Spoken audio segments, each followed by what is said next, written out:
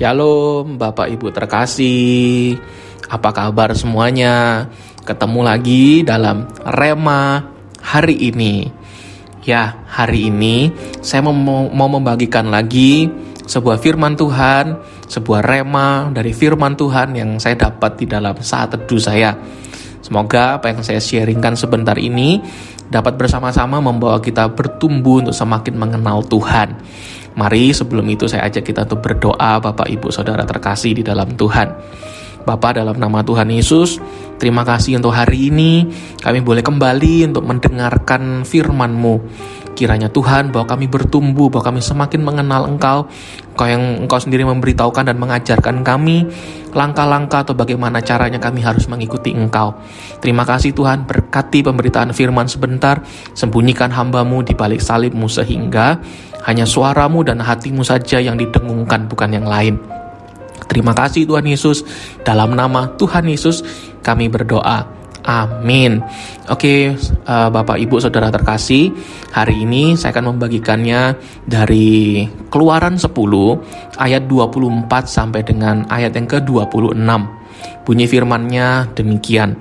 Lalu Firaun memanggil Musa serta berkata, "Pergilah, beribadah kepada Tuhan, hanya kambing, domba, dan lembu sapimu harus ditinggalkan. Juga anak-anakmu boleh turut beserta kamu." Tetapi Musa berkata, "Bahkan korban sembelihan dan korban bakaran harus engkau berikan kepada kami, supaya kami menyediakannya untuk Tuhan Allah kami. Dan juga ternak kami harus turut beserta kami, dan satu kaki pun tidak akan tinggal. Sebab dari ternak itulah kami harus ambil untuk beribadah kepada Tuhan Allah kami. Dan kami tidak tahu dengan apa kami harus beribadah kepada Tuhan sebelum kami sampai di sana." Ya, seperti yang saudara terkasih, Bapak Ibu dan saudara terkasih baca tadi, Keluaran 10 ini waktu di mana Musa datang kepada Firaun untuk meminta kepada Firaun untuk mereka boleh diizinkan keluar dari Mesir untuk beribadah kepada Tuhan. Lalu yang seperti kita tadi baca itulah jawaban Firaun kepada Musa, dan demikian juga Musa membalas jawaban dari Firaun. Tapi pelajaran apa yang bisa kita petik hari ini, rema apa yang kita bisa dapat untuk mendukung pertumbuhan kerohanian kita bersama dengan Tuhan? Perhatikan tadi firman-Nya berkata bahwa Firaun bilang, "Oke, kamu boleh pergi." Ini saya pakai bahasa sehari-hari ya Bapak Ibu Saudara terkasih.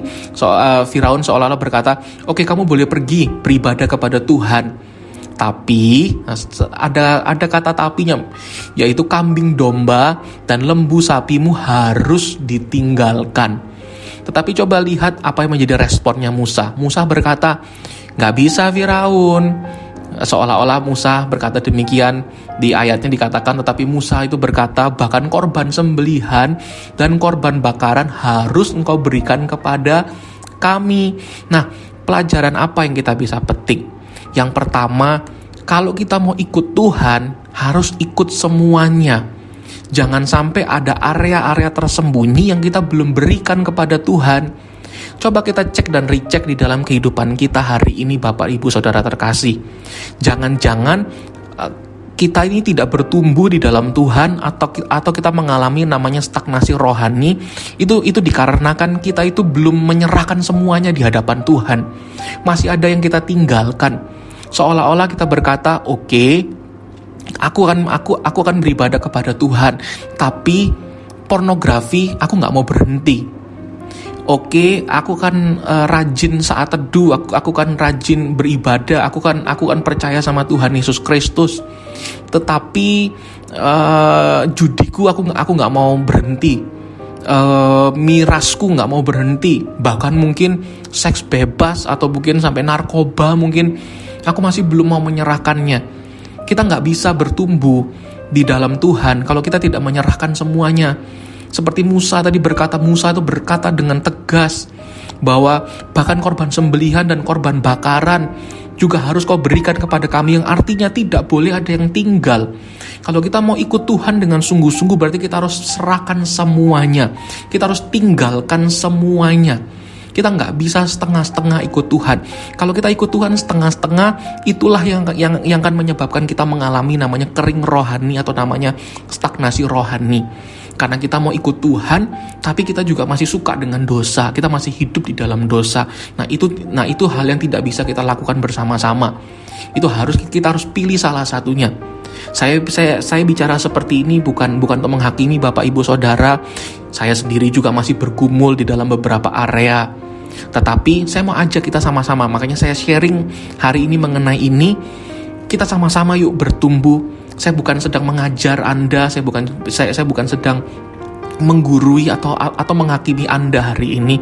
Tapi saya mau ajak kita sama-sama bertumbuh. Saya juga mau, dan saya juga berdoa agar Anda yang mendengarkan ini, Anda juga mau sungguh-sungguh sama Tuhan. Waktunya kita buat komitmen baru.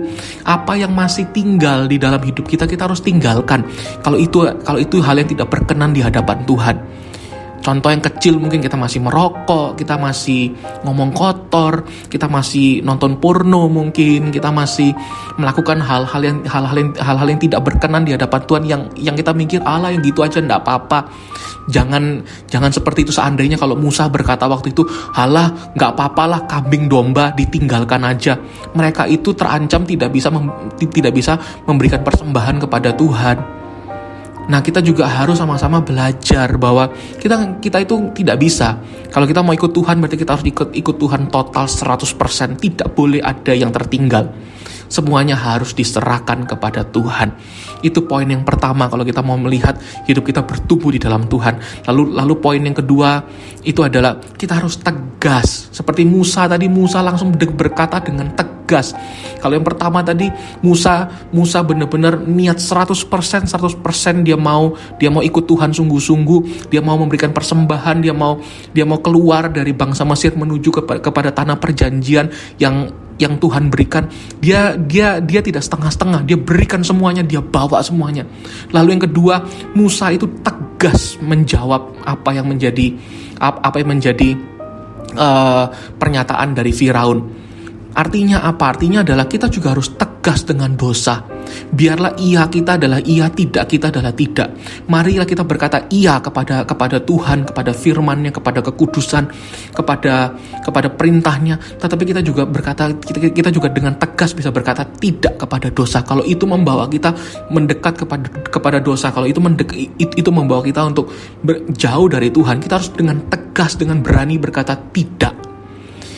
Dua hal inilah yang kita butuhkan untuk kita bertumbuh di dalam Kristus. Saya dorong setiap Anda, saya tahu ini bukan hal yang mudah.